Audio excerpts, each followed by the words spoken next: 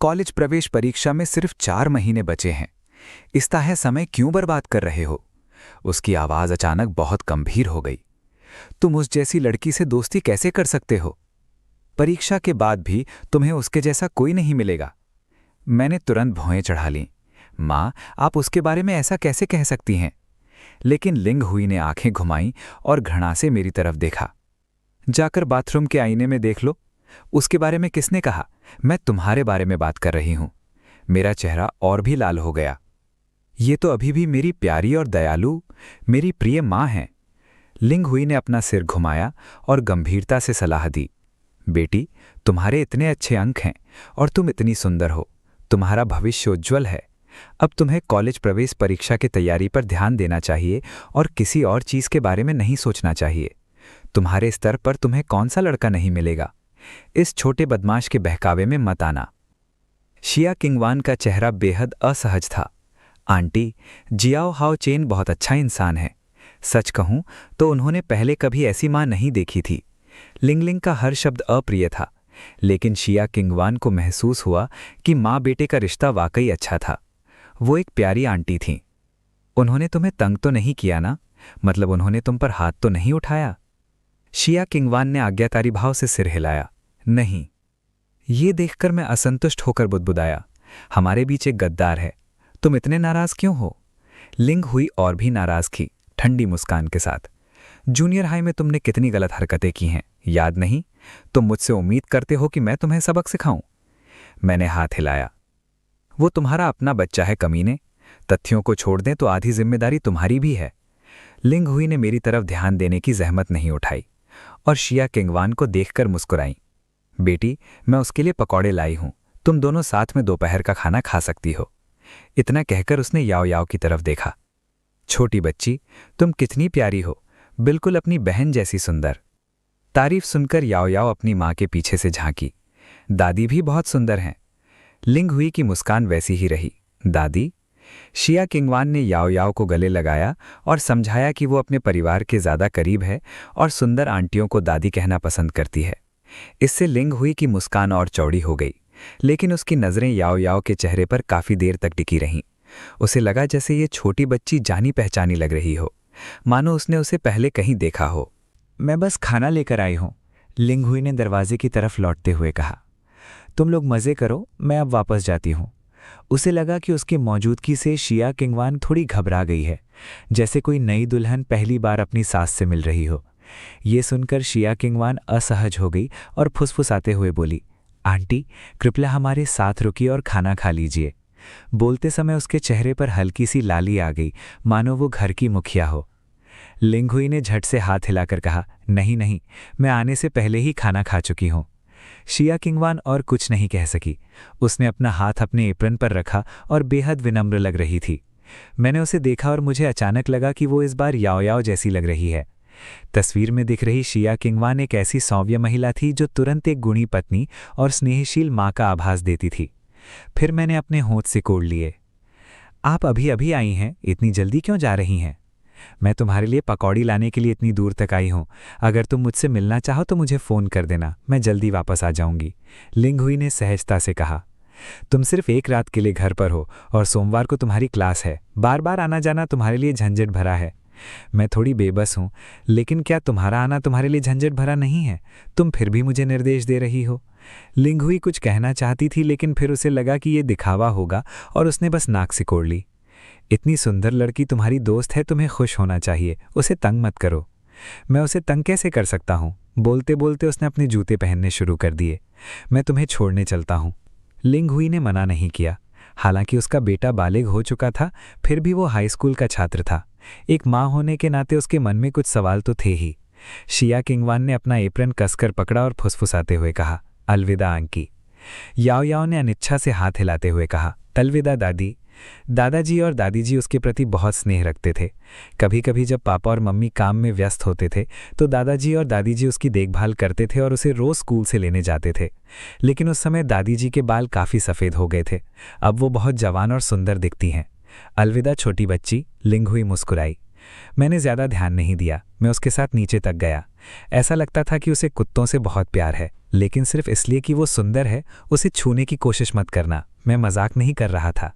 उसके किसी अच्छे विश्वविद्यालय में दाखिला मिलने की संभावनाओं को खराब मत करना, समझा? मैं थोड़ा बेबस था। मैं उसे परिसर से बाहर तक छोड़ने गया। बेटा, क्या तुम्हें लगता है कि मैं कोई गुंडा हूं? मैंने तुम्हें भगाया तो नहीं, तो इतनी जल्दी में क्यों हो? लिंग हुई ने कार का दरवाजा खोला और लापरवाही से बोली, क्या मैं पागल हो गई हूं? तुम्हारी सहपाठी यहां खेलने आई है, मैं वहां खड़े होकर क्यों परेशान कर रही हूं? तुम अब बच्चे नहीं हो, तुम्हें पता है क्या करना चाहिए और क्या नहीं। ठीक है, मैं जा रही हूं। इतना कहकर वो शान से गाड़ी चलाकर चली गई। जब मैं घर पहुंचा तो जिया किंगवांग रसोई से फिर बाहर आई, हाथ में चम्मच लिए। वो अभी भी थोड़ी घबराई हुई लग रही थी। क्या तुम्हारी माँ ने कुछ कहा? मैंने सिर हिलाया। कुछ नहीं। मेरे फोन पर एक नया संदेश आया। महारानी आपको तुरंत 3000 युआन भेजना चाहती हैं। साथ ही ये संदेश भी था, कंजूसी मत करो बड़े साहब, अगर ये काफी ना हो तो मुझे बता देना, मैं उदार हूं। मैंने फोन जिया किंगवान को दे दिया। अपना फोन देखते हुए जिया किंगवान ने देखा कि उसकी मां ने उसे पैसे भेजे हैं। वो फोन को ध्यान से देखने के लिए पास झुकी। तुम्हारी माँ का क्या मतलब है? उसने भौएं चढ़ाते हुए पूछा। कुछ पल की चुप्पी के बाद उसने फुसफुसाते हुए कहा, लगभग 8 मार्च आ ही गया है, शायद वो चाहती है कि मैं तुम्हारे लिए महिला दिवस का तोहफा खरीदूं। जिया किंगवान ने उसकी बात को नजरअंदाज कर दिया। सच कहूं तो लिंग हुई से मिलना उसकी कल्पना से कुछ अलग था।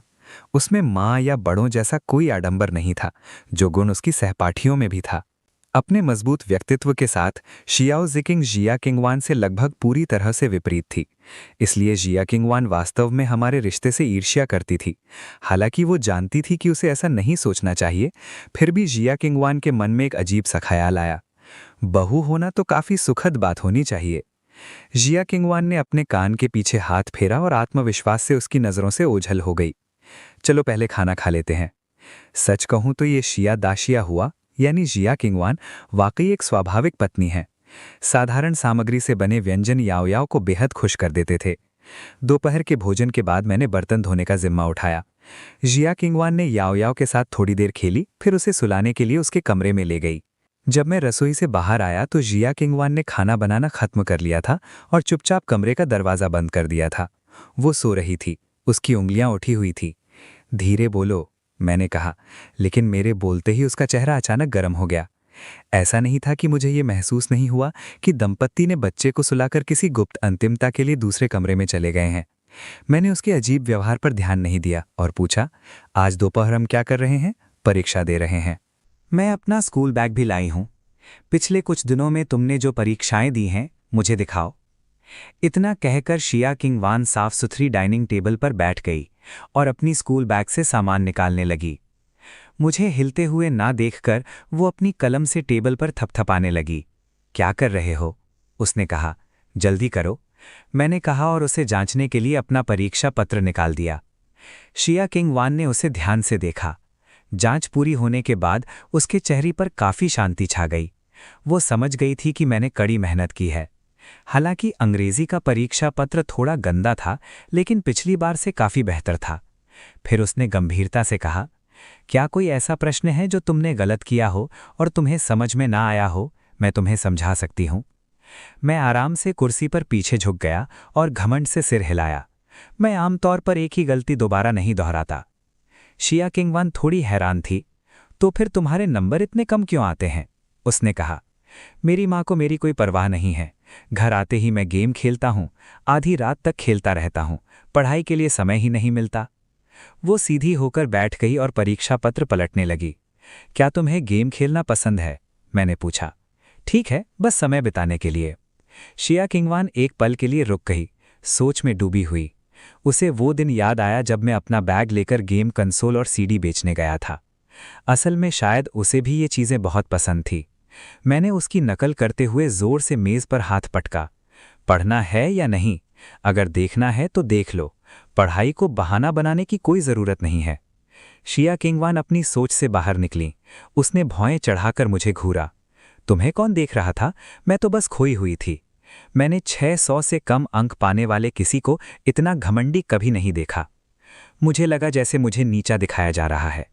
कलम पकड़े हुए मैंने झल्लाकर कहा, तुम इंतजार करो, अगली मासिक परीक्षा में मैं तुमसे 4 पायदान आगे हो जाऊंगा। जिया किंगवान को मेरे जानबूझकर कुछ शब्द छोड़ देने पर गुस्सा नहीं आया, बल्कि मजा आया। लेकिन मुझे 688 अंक बहुत पसंद है। बोलते हुए जिया किंगवान मुस्कुराए बिना नहीं रह सकीं। उनका मेरे साथ इस तरह मजाक करना बहुत कम होता था। तो मैं तुम्हारे मुझसे 4 पायदान आगे होने का इंतजार करूंगी, ऐसा कहकर फिर नाकाम मत होना। जिया किंगवान रुक रुक कर हर शब्द पर जोर दे रही थीं। एक बड़े आदमी को 688 अंक सुनते ही मैं तुरंत आज्ञाकारी हो जाता हूं।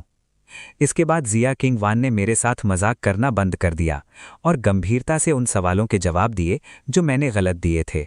हालांकि वो एक होशियार छात्रा थीं, फिर भी बहुत धैर्यवान थीं। इसी तरह शिया खिंगवान को भी एहसास हुआ कि मैं बढ़ा चढ़ाकर नहीं बोल रहा था। मेरी समझ अविश्वसनीय रूप से तीव्र थी और मेरी याददाश्त अद्भुत थी। जब हमें होश आया तो दीवार घड़ी में शाम के 7 बज चुके थे। इस समय याओलाओ ने अपनी आंखें मलते हुए अपने कमरे से बाहर आई। शिया खिंगवान को अपना स्कूल बैग पैक करते देख उसने नींद में पूछा, मम्मी आप कहाँ जा रही हैं? शिया खिंगवान ने उसके गालों को चुटकी से दबाया। मम्मी को घर जाना है, मैं याओ याओ और पापा से बिस्तर के लिए झगड़ा नहीं कर सकती। याओ याओ ने उदास होकर कहा, मुझे लगा था कि आज मम्मी याओ याओ को गोद में लेकर सुलाएंगी। अच्छा हुआ पापा यहाँ है, मम्मी अगली बार आपसे मिलने आएंगी। लेकिन एक बार मम्मी वापस चली गई तो याओ याओ बहुत लंबे समय तक दूर रहेगी। ये कहकर याओ याओ ने अपने सख्त गोल मटोल गाल अपनी माँ की बाहों में छिपा लिए। याओ याओ को अपनी माँ की बाहों में रहना बहुत अच्छा लगता था। शिया खिंगवान ने अपने होंठ से कोड़े। साफ तौर पर उनका दिल नरम पड़ गया था। कोमल खुशबूदार याओ याओ को गोद में लेकर सोना कितना सुकून भरा होगा। और मैंने तो कल ही उससे वादा किया था कि मैं उसके साथ कुछ अच्छा समय बिताऊंगी। इस हफ्ते मेरी सौतेली माँ और सौतेली बहन यहाँ नहीं है और उसके बाद शायद मुझे ये मौका फिर कभी न मिले। मैं अपने फ़ोन पर खेल रहा था, लेकिन मैंने ऊपर देखे बिना नहीं रह सका। याओ प्यारी, नहीं, याओ याओ मम्मी के साथ सोना चाहती है। मैं एक लड़का हूँ। शिया खिंगवान हिचकिचाई। क्या उसका तुम्हारे घर में रहना ठीक नहीं है? उन्हें इस बात की कोई चिंता नहीं थी कि मैं क्या करूंगी। पता नहीं क्यों, लेकिन साथ में इतना समय बिताने के बाद उन्हें मुझ पर बहुत भरोसा हो गया है। मैंने उन्हें हैरानी से देखा। उनकी आवाज़ थोड़ी नरम पड़ गई थी। ये ठीक नहीं है। वैसे भी हमारे पास सिर्फ एक ही बिस्तर है। जल्दी घर आओ, अगर देर हो गई तो मुझे तुम्हें घर छोड़ना पड़ेगा।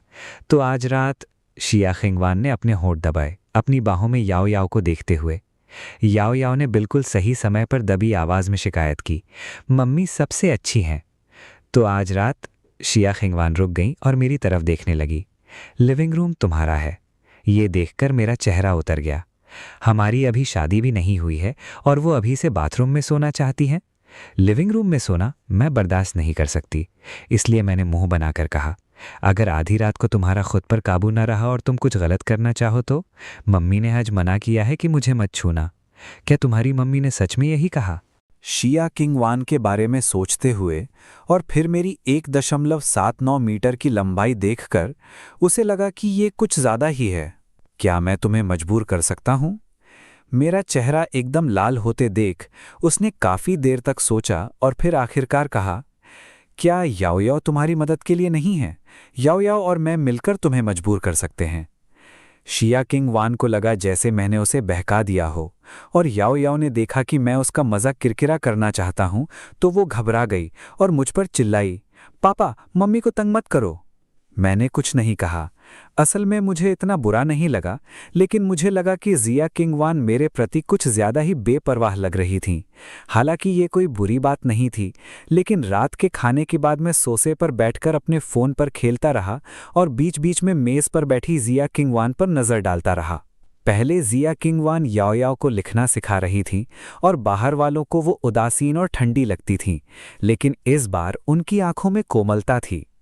याओ याओ, तुमने वो स्ट्रोक गलत बनाया।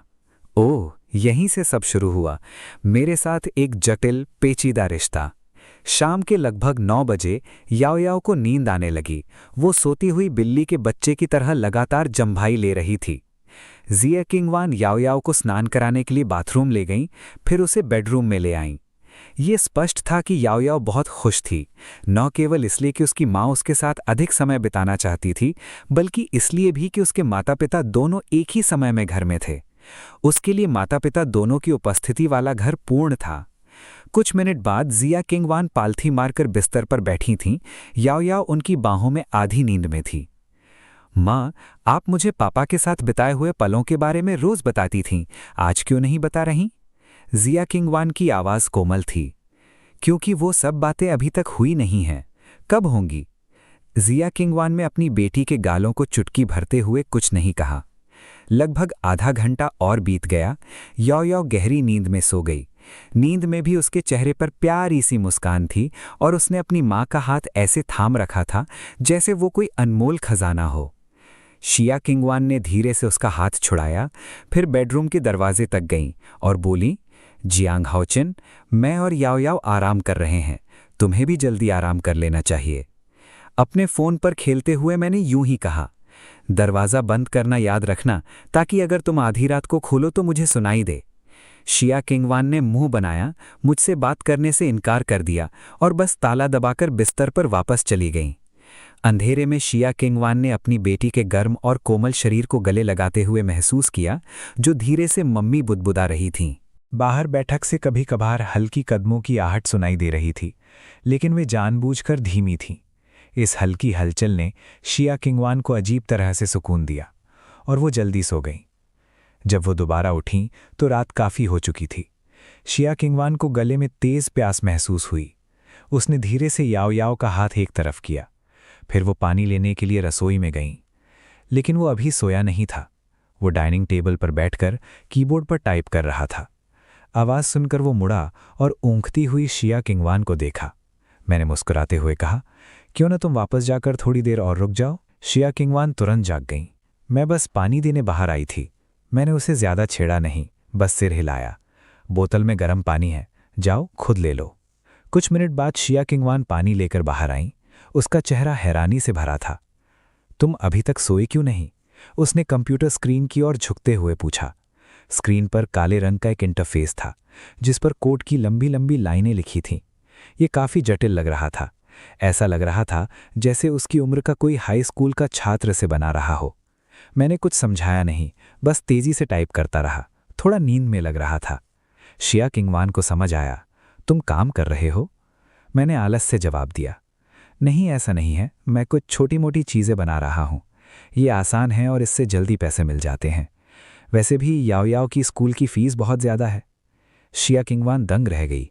कंप्यूटर स्क्रीन की रोशनी उसकी आंखों में चुभ रही थी, जिससे वो थोड़ी हैरान लग रही थी।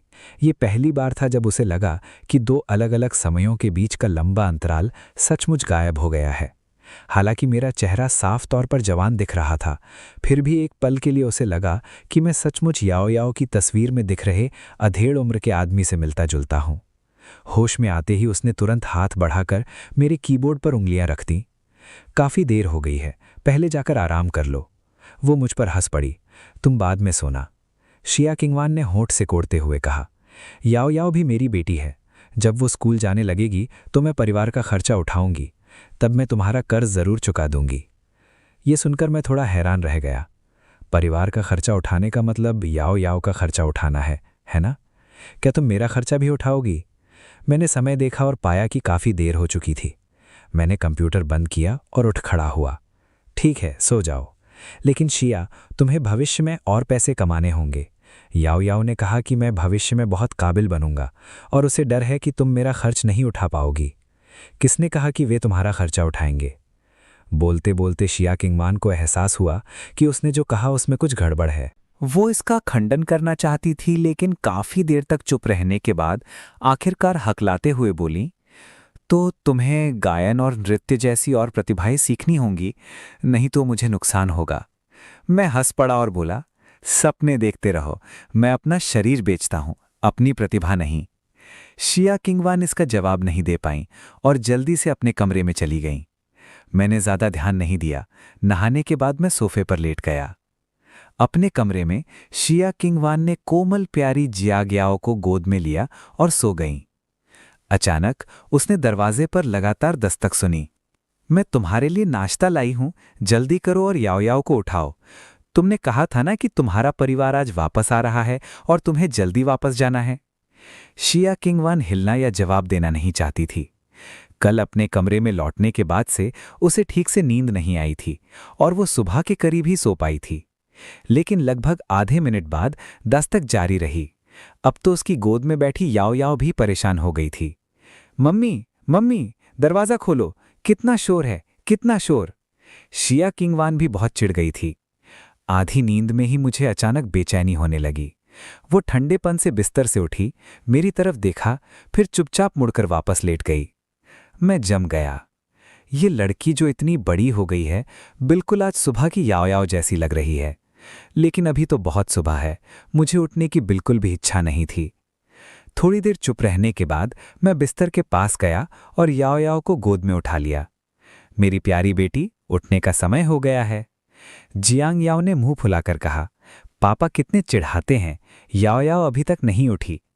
इस समय तक उठने वाले लोग आलसी कुत्ते होते हैं, किसी काम के नहीं। बेशक मैं ये बात याओ याओ से नहीं कह रहा था, वैसे भी बिस्तर पर पड़ी बड़ी लड़की को कौन देखना चाहता है। शिया किंगवान ने खुद को कंबल से ढकने के बाद और बर्दाश्त नहीं किया। वो उठ बैठी, गहरी सांसें लीं और बोली, जियांग हाओचन, इसमें कोई हैरानी की बात नहीं कि याओ याओ हर सुबह तुमसे नाराज होती है। तुम बहुत परेशान करने वाले हो। मैंने आह भरी।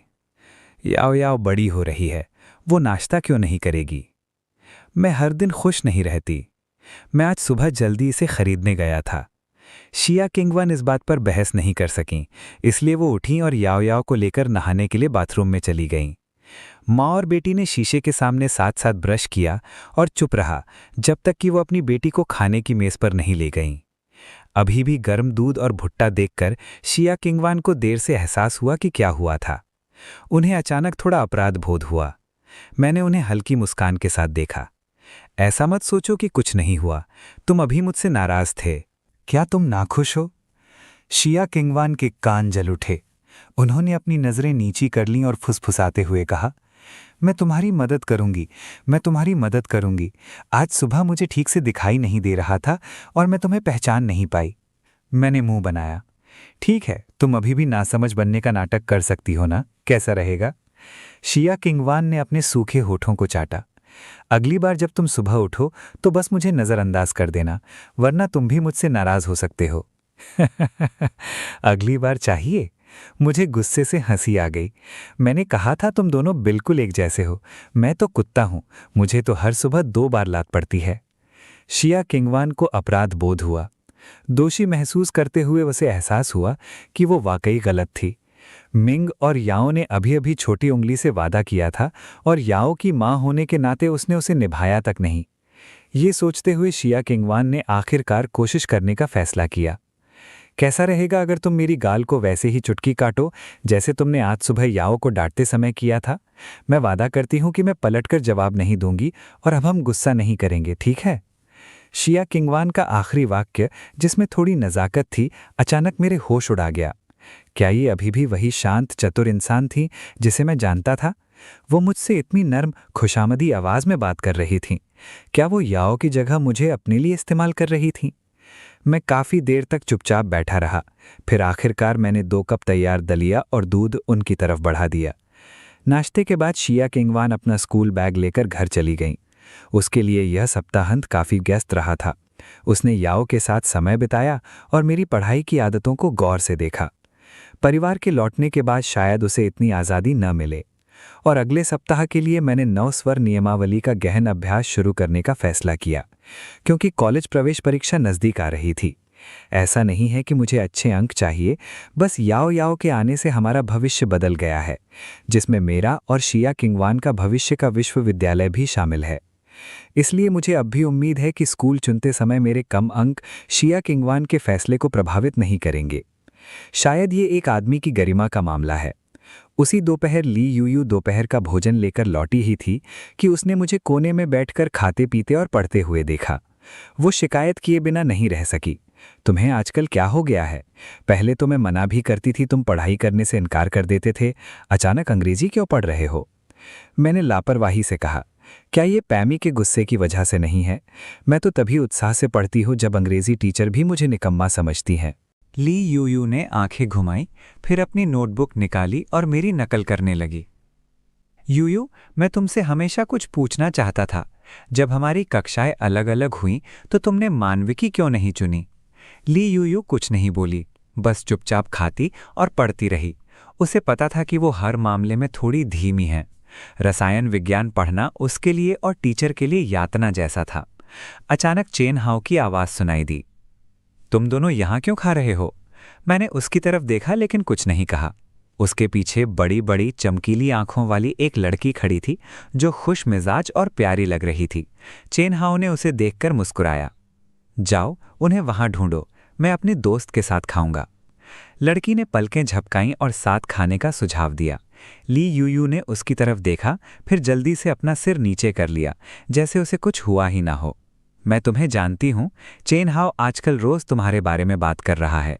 मेरी बात सुनकर चेन हाओ थोड़ा हैरान हुआ। लड़की भी चौंक गई, फिर उसकी मुस्कान और चौड़ी हो गई। सच में? आहाओ और मैं बस अच्छे दोस्त हैं।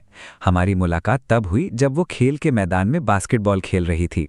मैंने मुस्कुराते हुए सिर हिलाया और आगे कहा, उसने कहा कि तुम बहुत प्यारी लड़की हो लिन। क्लासिकल चाइनीज में पढ़ रही लड़की एकदम रुक गई।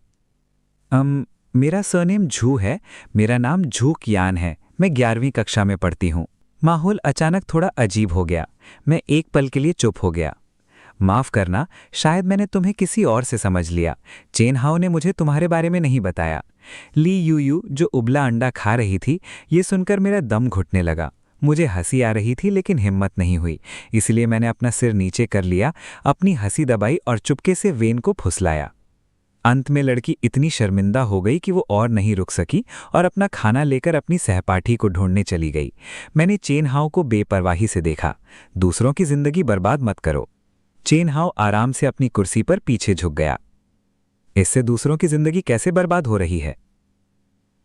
मैं उनकी कक्षा के लड़कों के साथ बास्केटबॉल खेलने गया था। वो मेरे पास आई और मेरा वीचैट मांगी। देखो वो कितनी खुश है। वेनियान ली यूयू तुरंत व्यंग से बोली, तो हमारे सामने मत आओ। तुम हर 2 हफ्ते में लड़कियों को ऐसे बदलते हो जैसे कपड़े। तुम्हारे पास इतना खाली समय है, लेकिन हमारे पास लोगों को पहचानने का समय नहीं है। चेन हाओ ने मुंह बनाया। बचपन से लेकर जवानी तक सिर्फ तुम ही मुझसे इस तरह बात करने की हिम्मत करती हो, लेकिन अगर तुम इतनी अकड़ू रहोगी तो बड़े होकर शादी कैसे करोगी? 30 साल की होकर भी कोई तुम्हें न चाहे और तुम चुपके से घर पर रोती रहो। ली यूयू ने उसकी बातों पर ध्यान नहीं दिया और मेज साफ करने के लिए मुड़ गई, मानो थोड़ी नाराज हो। ये देखकर चेन हाओ ने अपना सिर खुजाया। मैं तो बस मजाक कर रहा था, है ना? फिर से नाराज हो गई। ली यूयू भावहीन रही। नहीं, मेरा स्वभाव थोड़ा गुस्सैल है और मैं दिखने में भी अच्छी नहीं हूं। आपने जो कहा वो गलत नहीं है। चेन हाओ चौंक गया। मैंने तो बस इतना कहा था कि तुम अपने गुस्सैल स्वभाव की वजह से शादी नहीं कर सकती। मैंने ये नहीं कहा कि तुम दिखने में अच्छी नहीं हो। अच्छा, तो अगर तुम 30 साल की उम्र तक भी घर पर ही रहोगी और शादी नहीं कर पाओगी तो मैं मजबूरी में तुमसे शादी कर लूंगा। ली यूयू ने आंखें उठाकर तिरस्कार से कहा, अगर तुम 30 साल के भी हो जाओ और इस चेहरे के साथ तुम्हें पत्नी न मिले तो मैं तुम्हें बिल्कुल भी नहीं चाहूंगी, कमीने। इतना कहकर वो अपनी थाली उठाकर चली गई। ये सुनकर मैंने सोचा, नहीं, ऐसी बातें मत करो। वो इतनी जिद कर रही थी, ये बात साफ थी। लेकिन इस बारे में सोचते हुए मुझे एहसास हुआ कि मेरी बेटी की उम्र के हिसाब से शिया किंगवान और मेरी शादी भी 30 की उम्र में हुई थी। लेकिन याओ याओ के वर्णन से लगता है कि शिया किंगवान और मैंने एक साथ आने से पहले बहुत कुछ झेला होगा। लेकिन हम दोनों बिल्कुल अलग हैं। मैंने जिन लोगों से संपर्क किया वे विश्वविद्यालय से स्नातक होने के बाद कैसे प्यार में पड़ गए और शादी कर ली। ये सोचते हुए मैंने अपना फ़ोन निकाला और शिया किंगवान को संदेश भेजा। किंगवान, मेरा तुमसे एक सवाल है। शायद मेरे लहजे को थोड़ा सीधा समझते हुए शिया किंगवान ने तुरंत जवाब दिया, लेकिन मेरी बात को थोड़ा उलझन में समझते हुए उन्होंने बस एक प्रश्न चिन्ह भेज दिया। मैंने टाइप करना जारी रखा। उस समय किसने किसको पटाया था, क्या तुम्हें पता है? शिया किंगवान ने जवाब देने से पहले काफी देर तक चुप रहने के बाद कहा, उस समय तुम शायद भविष्य की बात कर रहे थे, है ना? मुझे कैसे पता चलेगा? तुम्हें याओ याओ से पूछना होगा। मैंने पिछले कुछ दिनों में याओ याओ की कही हर बात पर गौर किया और आखिरकार एक निष्कर्ष पर पहुंची। याओ याओ ने कहा था कि तुम हमेशा उसके पिता के लिए उसे झगड़ते थे, तो लगता है कि तुम ही थे जिसने उस समय मुझे इतनी जिद से पटाया था। इसीलिए तुम अपनी बेटी से भी ईर्ष्या करने लगे थे। इस तर्क को सुनकर शिया किंगवान काफी देर तक चुप रही, फिर आखिरकार बोली, याओ याओ ने यह भी कहा था कि मैं तुम्हें वॉशबोर्ड पर घुटने टेकने पर मजबूर कर दूंगी। ठीक है, तो तुम्हें वॉशबोर्ड पर घुटने टेकने ही चाहिए। काश तुम ही मुझे पाने की कोशिश करते। शिया किंगवान अपनी पर्सनालिटी को अच्छी तरह जानती थी। अगर वो किसी को सच में पसंद नहीं करती तो वो कभी भी उसे पाने की कोशिश में कामयाब नहीं होती। इसलिए उसे नहीं लगता था कि वो किसी के पीछे पागलों की तरह भाग दौड़ करेगी। बेशक मैंने भी यही सोचा था, इसलिए मैंने घर जाकर याओ याओ से इस बारे में पूछने का फैसला किया। आखिर में हम दोनों ने चैट बॉक्स में एक ही मैसेज भेजा। खैर, ये तो पक्का मैं नहीं था, इसलिए उस रात घर पहुंचते ही मैंने याओ याओ से इस बारे में पूछा। मुझे हैरानी हुई जब याओ याओ ने घमंड भरे लहजे में कहा, जब मम्मी स्कूल में थी तो बहुत सारे लड़के उन्हें पसंद करते थे, लेकिन मम्मी को उनमें से कोई भी पसंद नहीं आया। ग्रेजुएशन के बाद पापा से मिलने तक, इस समय तक मैंने फ़ोन को स्पीकर पर डाल दिया था। दूसरी तरफ शिया किंगवान चुपचाप अपनी बेटी के अगले जवाब का इंतज़ार कर रही थीं। माँ ने कहा कि पापा उसे पहले पसंद करते थे। पापा ने उसे मनाने में बहुत समय लगाया, तब जाकर वो राज़ी हुई। याओ याओ ने यादों में खोई हुई उंगली चबाते हुए कहा। लेकिन पापा ने कहा कि जिस दिन वे मिले, माँ ने पहले अपने प्यार का इजहार किया और फिर उसे लात मारकर चूम लिया। शिया किंगवान और मैं दोनों चुप हो गए। ऐसा लगा जैसे याओ याओ को भी जवाब नहीं पता था। तो क्या ये दोनों घमंडी लड़कियां डेटिंग कर रही थीं? शिया किंगवान ने काफी देर तक सोचा, फिर पहले सवाल पूछने का फैसला किया। मैंने उसकी ठंडी हंसी सुनी। उसे ये मानना मुश्किल लग रहा था कि उसके जैसी शख्सियत वाली कोई लड़की इतनी पहल करेगी।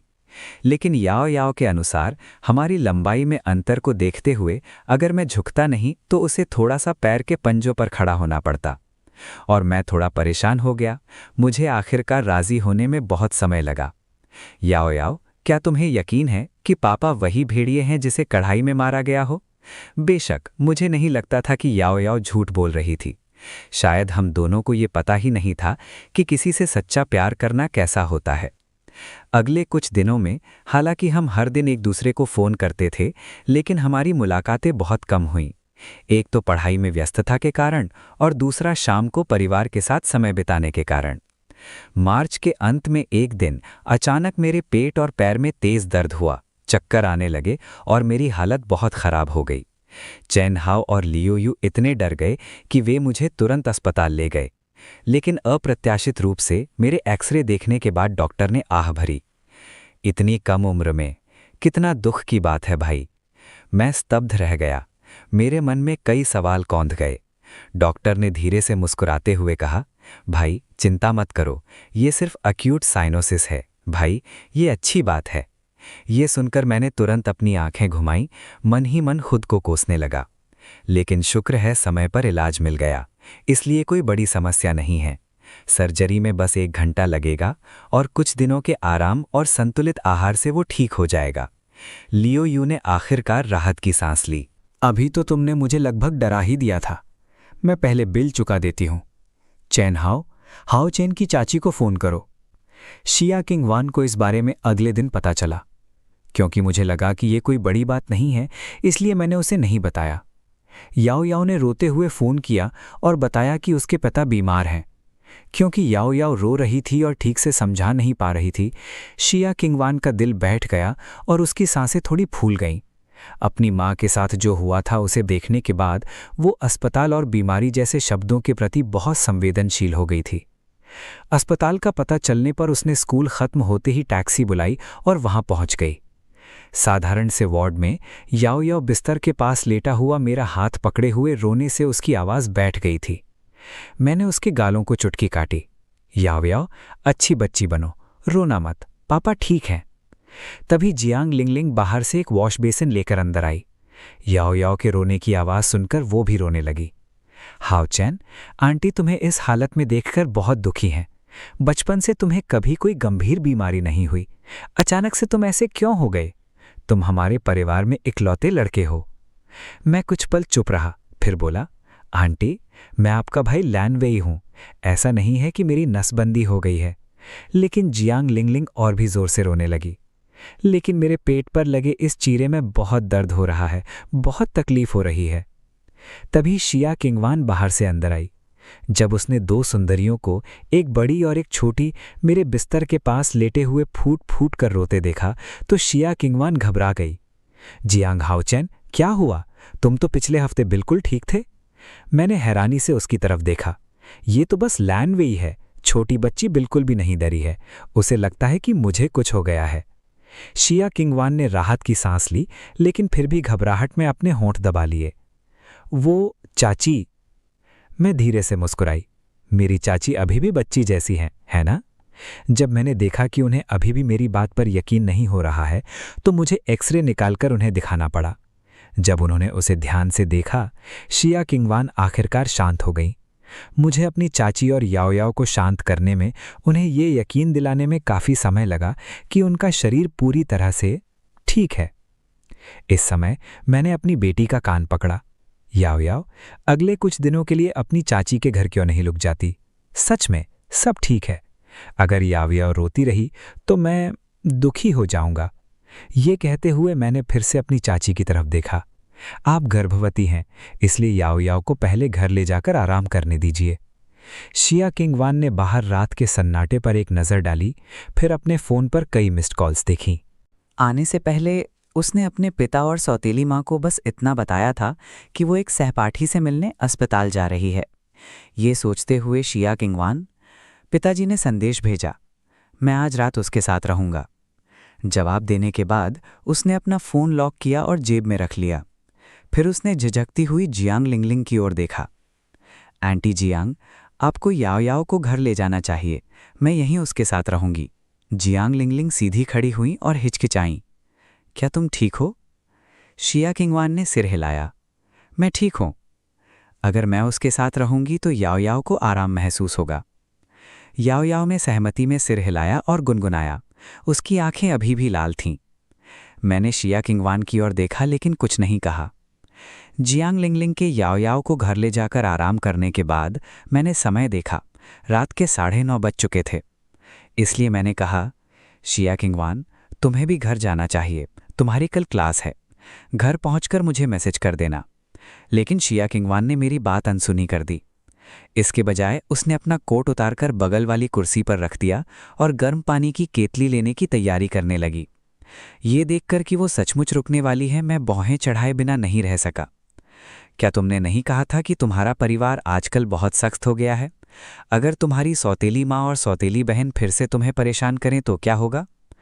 मैं बिल्कुल ठीक हूँ, बस कुछ दिनों का आराम काफ़ी है। शिया किंगवान की हरकतें आखिरकार रुक गईं। उसने मेरी तरफ मुड़कर देखा और धीमी आवाज़ में कहा, जब मैं 7 साल की थी तो मेरी माँ ने जाते समय मुझसे यही बात कही थी। मैं स्तब्ध रह गई।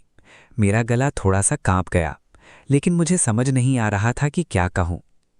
शिया किंगवान ने आगे कहा, उस रात उन्होंने मुझसे घर जाने को कहा था और कहा था कि जब मैं सुबह उठूंगी तो मेरी माँ स्वस्थ और ठीक होंगी। इसलिए उन्हें हमेशा से अस्पतालों से थोड़ा डर लगता है। आखिर मैं बचपन से ही अपनी माँ के साथ अस्पताल में रही हूँ। इसे केवल वही लोग समझ सकते हैं जिन्होंने इसे अनुभव किया हो। मेरे गले में गांठ सी आ गई और मैं नहीं चाहती थी कि उसे वो पुरानी बातें याद आएं। इसलिए मैंने जल्दी से बात बदल दी। क्या तुमने पहले नहीं कहा था कि तुम्हारा परिवार तुम्हें ग्रेजुएशन से पहले लड़कों के साथ खेलने नहीं देता? मैं उठ बैठा, हंसना चाहता था, लेकिन इससे मेरे पेट का घाव और गहरा हो गया और थोड़ा दर्द अभी भी हो रहा था। अगर तुम्हारी सौतेली माँ स्कूल जाकर मुझसे कह दे कि मैं बहुत जल्दी डेटिंग कर रही हूँ तो क्या होगा? बस कह देना कि मैंने तुम्हें पटाया था, क्योंकि तुम हमेशा से यही सोचती हो। शिया किंगवान हंसते हुए बोली, जब तक तुम पूरी तरह ठीक नहीं हो जाती मैं नहीं जाऊंगी। इतना कहकर शिया किंगवान ने मुझे मना करने का मौका भी नहीं दिया और गर्म पानी लेने बाथरूम की ओर मुड़ गई। लेकिन उसे उम्मीद नहीं थी कि जैसे ही वो गलियारे में कदम रखी, उसके पिता शिया किमिंग ने उसे पुकारा, किंगवान, तुम कहाँ हो? पापा तुम्हें घर ले जाने आ रहे हैं। शिया किंगवान एक पल के लिए हिचकिचाई, फिर बोली, मैं अस्पताल में हूँ, मेरी सहपाठी बीमार है।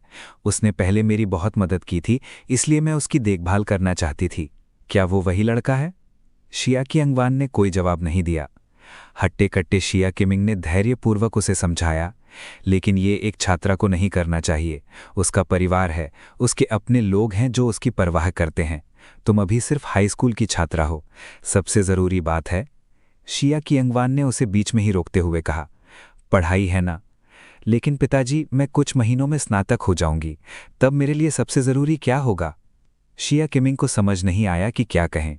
शिया कियंगवान ने फ़ोन पकड़े हुए धीरे से कहा, पिताजी, कुछ बातों की चिंता मत कीजिए। मुझे बस समझ नहीं आ रहा कि आपको कैसे बताऊं। बचपन से लेकर बड़े होने तक शिया कियंगवान हमेशा यही उम्मीद करती रहीं कि पिताजी कोई भी फैसला लेते समय एक बार उसका पक्ष लेंगे।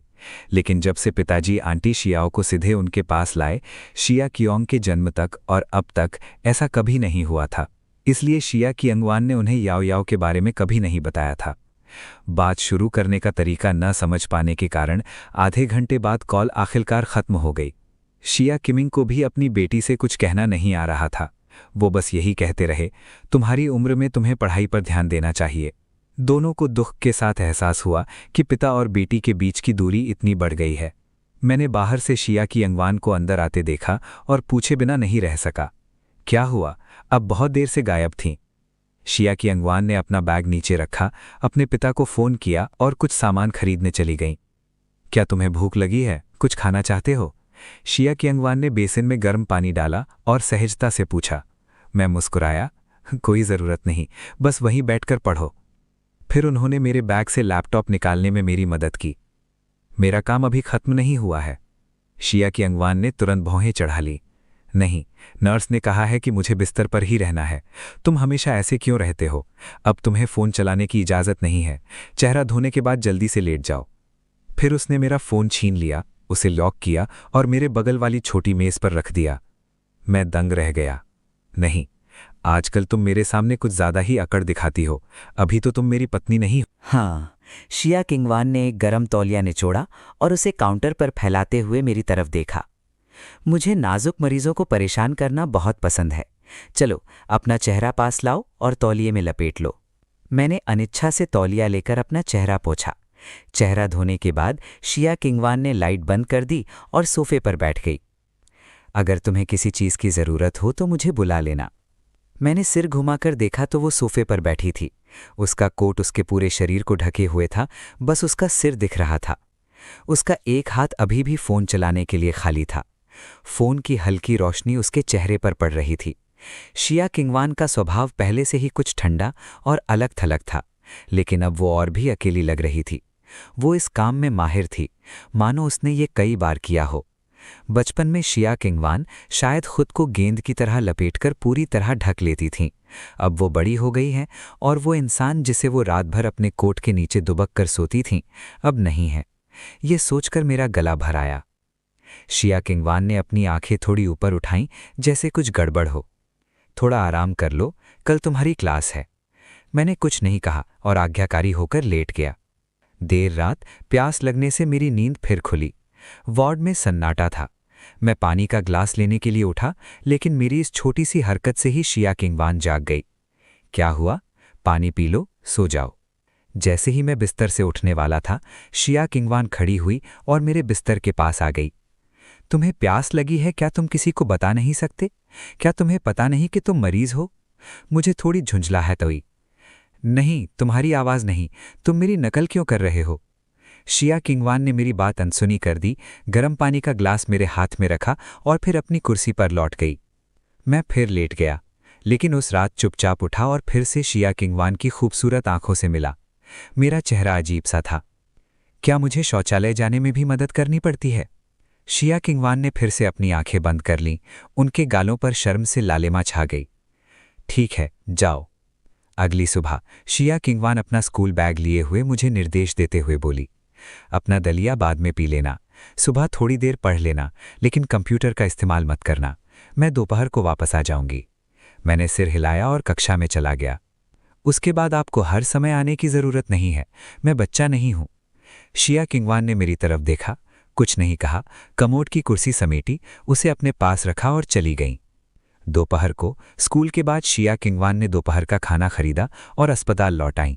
उन्होंने देखा कि वार्ड में एक और बुजुर्ग व्यक्ति भर्ती है, जिसके बगल में एक अधेड़ उम्र की महिला बैठी है। वो उनकी बेटी लग रही थी। उस समय मैं उस बुजुर्ग व्यक्ति से यूं ही बातें कर रहा था। शिया किंगवान ने ध्यान नहीं दिया, अंदर गई और अपना स्कूल बैग मेज पर रख दिया। जियांग हाओचेन, क्या तुमने खाना खा लिया? मैंने सिर हिलाकर कहा कि मैंने खाना खा लिया है। मेरी चाची अभी आई थीं, शिया किंगवान ने धीरे से कहा, फिर अपना लंच बॉक्स खोला और खाने बैठ गई। अचानक बुजुर्ग व्यक्ति मुस्कुराए और बोले, युवक, क्या ये तुम्हारी पत्नी है? शिया किंगवान का हाथ रुक गया। उसने मेरी तरफ देखा और चुपचाप अपना खाना निगल लिया। मैं मुस्कुराया और बोला, दादाजी, ये मेरी पत्नी नहीं है, ये मेरी एक बहुत अच्छी सहपाठी है, ये मुझसे मिलने आई थी। बुजुर्ग व्यक्ति ने धीरे से कहा, अभी तक शादी नहीं हुई? वो लड़की तुम्हारे साथ इतनी अच्छी है, जल्दी करो और उसे अपनी पत्नी बना लो। शिया किंगवान और मैं दोनों चुप हो गए। मेरे पिताजी को थोड़ी भूलने की बीमारी है, महिला ने थोड़ा शर्मिंदा होते हुए कहा। उसने झटपट एक सेब उसके हाथ में थमा दिया। पिताजी, ये उसकी दोस्त है, पत्नी नहीं। बूढ़ा आदमी बहुत गुस्से में था। तुम्हें तो भूलने की बीमारी है, तुम्हारे पूरे परिवार को भूलने की बीमारी है। मैं तो एक नज़र में ही बता सकता हूं कि ये लड़की उसकी पत्नी है। नहीं, शिया किंगवान ने फिर भी बहस करने की कोशिश की, लेकिन बूढ़ा आदमी सुनने को तैयार नहीं था। उसे पूरा यकीन था कि वे दोनों पति पत्नी हैं और वो बिस्तर पर बैठकर मूर्खतापूर्ण मुस्कुराहट बिखेर रहा था। तुम दोनों की शादी कब हुई? मैं कुछ हद तक बेबस था।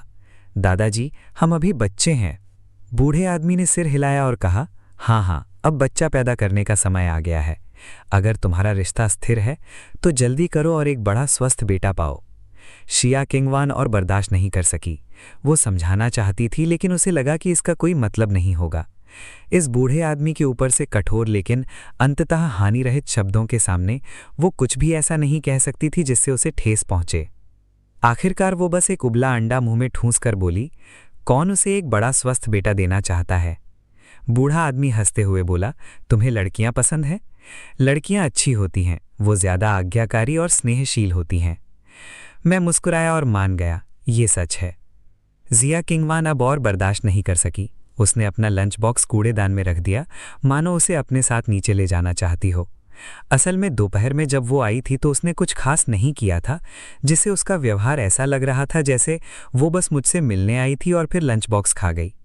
ये अजीब व्यवहार आश्चर्यजनक नहीं था। बूढ़े आदमी को गलतफहमी हो गई थी। सौभाग्य से तीसरे दिन दोपहर में मुझे अस्पताल से छुट्टी मिल गई।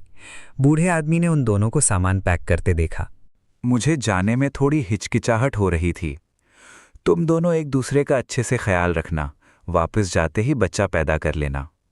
2 दिन तक ताने सुनने के बाद जिया किंगवान आखिरकार और चुप नहीं रह सकी। नहीं साहब, ताने मारना बंद कीजिए, वापस जाते ही हम तलाक ले लेंगे। बूढ़ा आदमी तुरंत शांत हो गया। ये देखकर मुझे हंसी आ रही थी, लेकिन मेरे पेट में अभी भी दर्द था और सांस रोके रखना भी थोड़ा मुश्किल था। फिर भी उसकी ये बात सुनकर अजीब लगा। अस्पताल से निकलने के बाद मेरे मना करने के बावजूद जिया किंगवान मुझे घर ले जाने पर अड़ी रही। आधे घंटे बाद जिया किंगवान ने अपने बैग से एक बड़ा सा नोट निकाला और उस पर कुछ लिखते हुए ध्यान से अपना फ़ोन देखने लगी। मैं सोफे पर लेटा हुआ हैरान था। आप क्या कर रही हैं? जिया किंगवान ने जवाब दिया, सावधानी, आजकल आपको कुछ भी ठंडा, मसालेदार या तैलीय नहीं खाना है। संक्षेप में, सभी उत्तेजक खाद्य पदार्थ सख्त वर्जित हैं। मैं इसे दरवाजे के रसोई के दरवाजे पर चिपका दूंगी ताकि दरवाज़ा खोलते ही आपको ये दिख जाए। फिर जिया किंगवान ने थोड़ी देर सोचा और एक और नोट कंप्यूटर स्क्रीन के ऊपरी बाएं कोने पर चिपका दिया। आधी रात के बाद कंप्यूटर का इस्तेमाल नहीं करना है। जिया किंगवान जो भी महत्वपूर्ण समझती उसे लिखती और किसी प्रमुख स्थान पर चिपका देती। उसे इधर उधर घूमते हुए नोट्स चिपकाते देख मैं कुछ देर के लिए सोच में डूब गया था। दरअसल मुझे समय के विस्थापन का आभास हो रहा था। शायद 10-20 साल बाद मैं रोज यही दृश्य देखूं, लेकिन उस दूर की दुनिया में जिया किंगवान और मेरा क्या होगा? शायद कभी कभी हमारे इस सुखद जीवन में एक हल्का सा अफसोस भी उठेगा, एक दूसरे के सबसे अच्छे पलों को न जी पाने का और जवानी के पलों को कभी न जी पाने का। जब मुझे होश आया तो जिया किंगवान अपना बैग लिए मेरे सामने खड़ी थी, जाने के लिए तैयार। क्या तुम अभी मेरी बात सुन रहे थे? मैंने ईमानदारी से सिर हिलाया, नहीं। जिया किंगवान ने आह भरी, अपनी जेब से एक और नोट निकाला, जल्दी से हथेली से कुछ शब्द लिखे और फिर उसे फाड़ दिया। मैं इसे यहाँ चिपका देती हूँ। तभी मुझे अपने चेहरे पर कुछ ठंडा सा स्पर्श महसूस हुआ और एक नोट मेरे गाल पर चिपक गया। जिया किंगवान अपना बैग लेकर दरवाजे की ओर चल पड़ी। मैं पहले वापस जा रही हूँ, इसके बाद ज़्यादा कुछ करने को नहीं है। मैं शायद जल्दी नहीं आ पाऊंगी, तुम्हें अपना ख्याल रखना होगा। मैं रुका, फिर मैंने फेस मास्क हटाया। उस पर लिखावट साफ और सुंदर थी। देर रात तक जागना नहीं, कुछ भी उल्टा सीधा खाना नहीं, दोबारा बीमार नहीं पड़ना। विस्मय चिन्ह के अलावा फेस मास्क के निचले दाहिने कोने में उसने सरल रेखाओं से एक खरगोश का सिर बनाया था, जिसके 2 कान खड़े थे जो काफी गुस्से में लग रहे थे। जब जिया किंगवान सिर झुकाकर जूते पहन रही थी, तभी उसे पीछे से मेरी हंसी सुनाई दी। सच में वो बिल्कुल उसकी तरह दिखती है। शिया किंगवान को समझ नहीं आया कि मैं किस बात पर हंस रहा हूं। 1-2 पल बाद उसने कहा, मुझे भी लगता है कि मैं तुम्हारी माँ जैसी दिखती हूं। मेरी माँ इतनी ध्यान देने वाली नहीं है, मैंने हंसते हुए शांत भाव से कहा। मेरा मतलब है, वो सच में मेरी पत्नी जैसी दिखती है। शिया किंगवान का चेहरा तुरंत लाल हो गया। असल में उसे लगा कि उसके व्यवहार में कुछ तो गड़बड़ है, लेकिन उसे इसे ठीक से नकारना था। इसलिए उसने घृणा से अपने होंठ सिकोड़ लिए। कौन सी पत्नी? तुम्हारी हालत तो कुछ वैसी ही लग रही है। वो बूढ़ा आदमी बिल्कुल तुम्हारी तरह दिखता है। क्या तुम्हें भी थोड़ी बहुत भूलने की बीमारी हो रही है? समय कितनी जल्दी बीत जाता है। मार्च का महीना भी बीत गया। एक छोटी मोटी बीमारी ने मेरी जिंदगी पर कोई असर नहीं डाला। मैं रोज की तरह स्कूल जाता और आता था और शाम को याओ याओ को लेने जाता था। शिया किंगवान कम आती थी, लेकिन जब भी मैं फ्रिज खोलता उस पर मेडिकल रिपोर्ट चिपकी हुई दिखती थी। उस दिन जब मैं हमेशा की तरह याओ याओ को लेने गई तो जियांग लिंगलिंग ने अचानक मुझे स्कूल यूनिफॉर्म और बैज का एक सेट थमा दिया और कहा कि उसने स्कूल में किसी की मदद ली है, कुछ जुगाड़ करके याओ याओ दूसरे बच्चों के साथ क्लास अटेंड कर सकती है। मेरा चेहरा खुशी से चमक उठा। सच में? जियांग लिंगलिंग ने सिर हिलाया। लेकिन ये सिर्फ कुछ समय के लिए है, कुछ महीनों से फर्क नहीं पड़ेगा। अगले कुछ सालों में इसका असर छोटी बच्ची के भविष्य पर पड़ सकता है। मेरी चाची का मतलब बिल्कुल साफ था। हमें गर्मी की छुट्टियों के खत्म होने से पहले बच्ची की पहचान से जुड़ी समस्या को सुलझाने की कोशिश करनी चाहिए, ताकि वो सितंबर में स्कूल शुरू कर सके। तो मैं नीचे बैठ गया और अपनी बेटी से पूछा, याओ याओ, क्या तुम स्कूल जाना चाहती हो? हाँ, याओ याओ ने पलकें झपकाईं।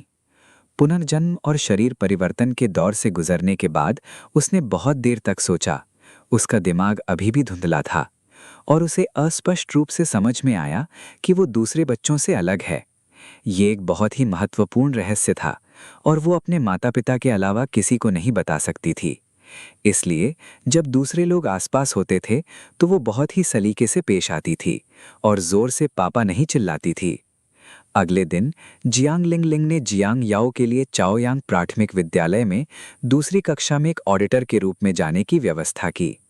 क्योंकि वो सुंदर थी और उसका व्यक्तित्व हंसमुख और मिलनसार था, कक्षा के सभी बच्चे उसके साथ खेलना पसंद करते थे। दादी हू को भी वो पहली नज़र में ही पसंद आ गई। उनकी आवाज़ आश्चर्य से भरी हुई थी। मैंने पहली बार इतनी सुंदर बच्ची देखी है, जियांग लिंगलिंग ने मुस्कुराते हुए कहा। उसकी बड़ी बहन तो और भी सुंदर है। समय जल्दी बीत गया और शाम हो गई। शिया किंगवान और मैं छोटी राजकुमारी को लेने के लिए दौड़े, लेकिन जब हम वहां पहुंचे तो हमने याओ याओ को लाल आंखों और नाक में ठूसे हुए टिश्यू के 2 गुच्छों के साथ देखा, जिन पर हल्के लाल खून के धब्बे थे। शिक्षक हू ने हमसे माफी मांगते हुए कहा, मुझे माफ करना, मैंने याओ याओ का ठीक से ध्यान नहीं रखा। शिक्षक हू के स्पष्टीकरण के बाद ही हमें पूरी कहानी समझ में आई। पता चला कि कक्षा में सुमुमू नाम की एक शांत और आज्ञा न मानने वाली छोटी बच्ची थी जो पीछे छूट गई थी। कक्षा के बाकी बच्चे उसके साथ खेलना नहीं चाहते थे, लेकिन आज याओ याओ ने पहल करके उसके साथ खेलना शुरू कर दिया। हालांकि अपने शांत स्वभाव के कारण वो अजनबियों से बहुत सावधान रहती थी, इसलिए जब उसने याओ याओ को मना किया तो उसने गलती से उसे धक्का दे दिया, जिससे वो दीवार से टकरा गई। कारण जानने के बाद मैंने हाथ बढ़ाकर अपनी बेटी के सिर पर थपथपाया। याओ याओ, क्या आज किसी ने तुम्हें तंग किया? याओ याओ ने शिक्षिका के बगल में खड़ी शांत, बिखरे बालों वाली छोटी बच्ची पर एक नज़र डाली, जिसकी आंखें लाल थीं, और फिर थोड़ी शर्मिंदगी से अपनी नाक को छुआ। नहीं नहीं, बस जब मैं दूसरे बच्चों के साथ खेल रही थी तो मेरी नाक पर चोट लग गई।